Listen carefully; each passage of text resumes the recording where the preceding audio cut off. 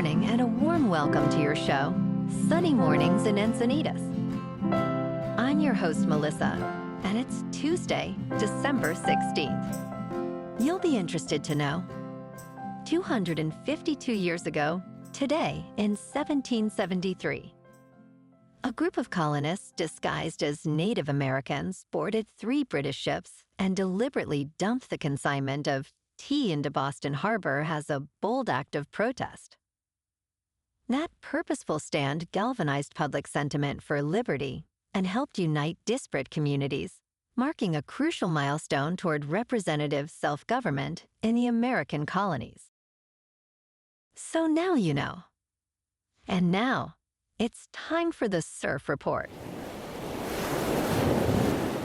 Tuesday in Encinitas. This morning it's looking clean with waves around 1 foot. Conditions stay consistent with 1 foot waves through the morning, but become choppy by late morning as the wind shifts on shore at 6 miles per hour. Later in the afternoon, expect 1+ feet waves with fair conditions as the wind continues on shore at 3 miles per hour. Best time to ride is at 8 a.m. with a 4-foot outgoing high tide, when the south-southwest swell is 0.5 feet at 16 seconds, and the offshore wind is 2 miles per hour. The first high tide on Tuesday will be 5.5 feet at 6:15 a.m., followed by a 0-foot low tide at 1:45. The nearshore buoy at Beacons reads 64 degrees for the water temperature. Conditions remain clean with waves around 2 to 3 feet on Wednesday, ideal for beginners. Thursday sees a consistent swell, holding at 2 to 3+ feet with clean conditions throughout the day. Friday builds to 3+ feet, maintaining clean faces early before shifting to fair conditions later, making it the standout day of the period. This morning, there's patchy fog, and it feels like 57 degrees with no wind. The sunset will take place at 4:44, and it will rise again tomorrow at 6:48. It looks like we're in for some patchy fog early today, but it will clear up by mid-morning, leading to sunny skies and a high near 65, with a light breeze. Tonight, expect partly cloudy skies with patchy fog after 10 p.m. and a low around 55 with calm winds. Looking ahead in the weather. Wednesday morning brings patchy fog before 10 a.m. then mostly sunny skies with a high near 65 and a light northwest breeze of up to 5 miles per hour. Nighttime will see patchy fog between 10 p.m. and 4 a.m. with lows around 56. And Thursday and Friday stay mostly sunny with highs near 67 before a slight drop to around 63 Saturday, with patchy fog returning overnight each night. Bonjour, food enthusiasts. This podcast is brought to you by Versailles Cafe and Pastries in Encinitas. Nestled on El Camino Real South, just north of Encinitas Boulevard, this cafe is a haven for culinary delights. Indulge in their amazing Eggs Benedict or their gluten-free crepes. You can grab a panini for lunch or just breeze on through to get your morning coffee. They are open every day from 8 to 5. So stop on by and don't forget to tell them Sunny Morning sent you. In local news, the San Diego County Board of Supervisors approved a lease allowing United Airlines to operate flights from McClellan-Palomar Airport in Carlsbad beginning in March 2026. The 3-year lease, approved on a 4-to-1 vote, includes a fee waiver of $517,000 for the first year. United Airlines plans to fly a 70-seat Embraer 175 twice daily to Denver and San Francisco, with the first flight departing at 7:30 in the morning. County officials expect this agreement to generate $1 million annually and create jobs, while also addressing community noise concerns. However, residents expressed opposition, fearing this could lead to larger aircraft and runway expansions.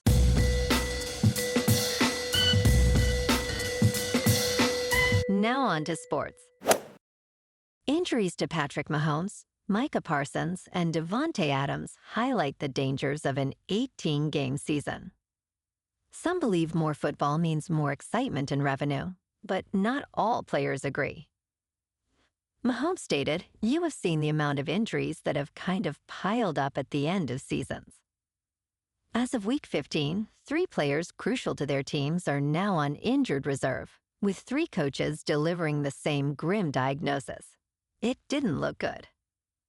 The NFL's injury report routinely lists hundreds of players, raising concerns about the toll of an extended schedule. Ultimately, players question whether they should accept more risk for their substantial salaries. Last night, on Monday Night Football, Aaron Rodgers passed for 224 yards and 2 touchdowns and beat the Dolphins 28-15 to stay atop the AFC North.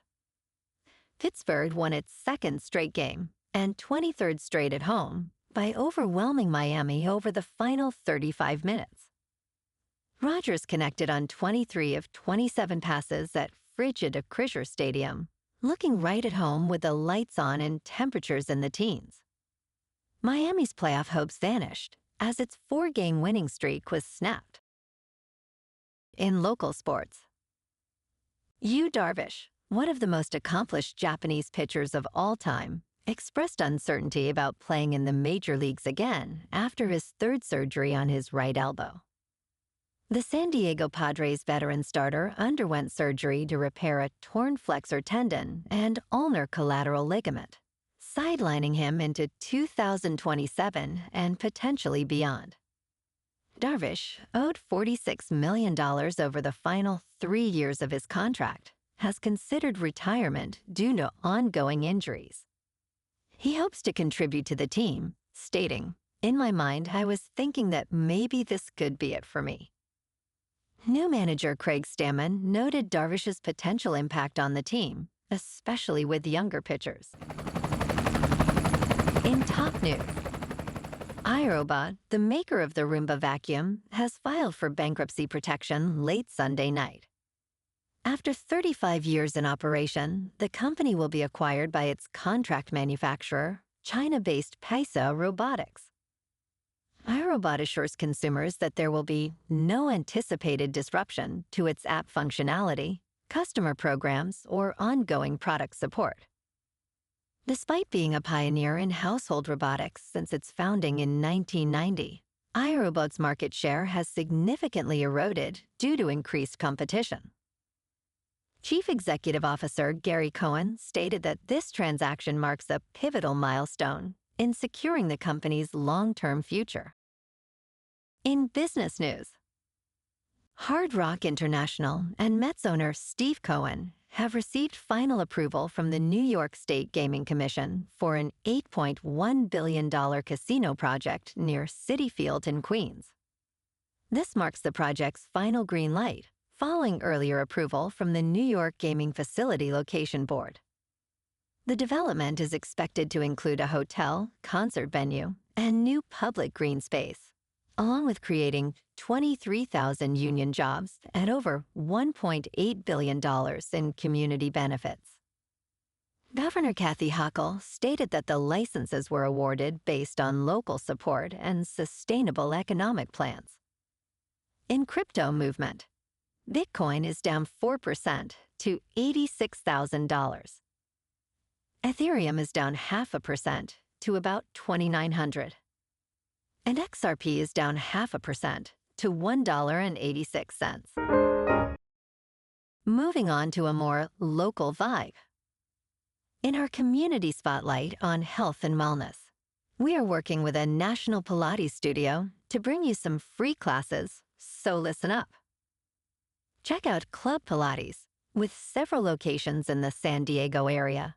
Pilates presents a comprehensive wellness approach, cultivating strength, reducing tension, and elevating mental well-being. Scientific research affirms its benefits. So now you can check out Club Pilates for a free class, with locations in Encinitas, Solana Beach, Oceanside, La Jolla, and more. Just be sure to tell them Sunny Morning sent you by. And now, back to the show. Let's talk science. The fundamental nature of living things challenges assumptions that physicists have held for centuries.